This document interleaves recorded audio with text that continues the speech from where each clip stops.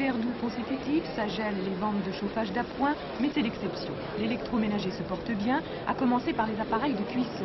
Les plaques en vitrocéramique fonctionnant à l'halogène ont progressé de 10% en un an. Et elles ont déjà des concurrentes, les plaques à induction.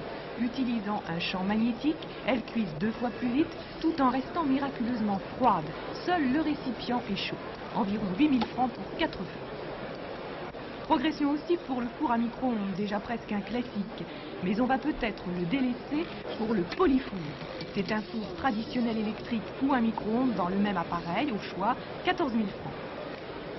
Les sèche-linges aussi tournent bien, en progression de 5%. Et maintenant, ils vont le faire sans embuer la maison.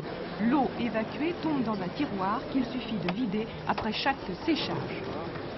Quant au bon vieux réfrigérateur, lui aussi fait bonne figure. Les Français aiment renouveler.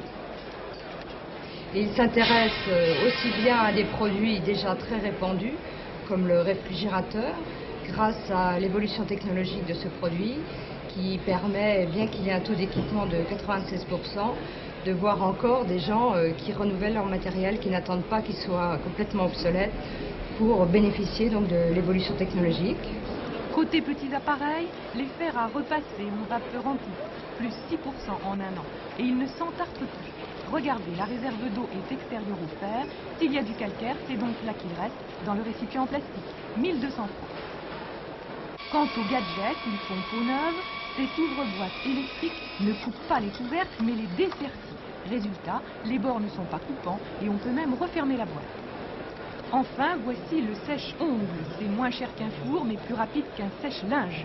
Pour 120 francs, le vernis est sec en quelques secondes, sans même avoir à secouer les doigts.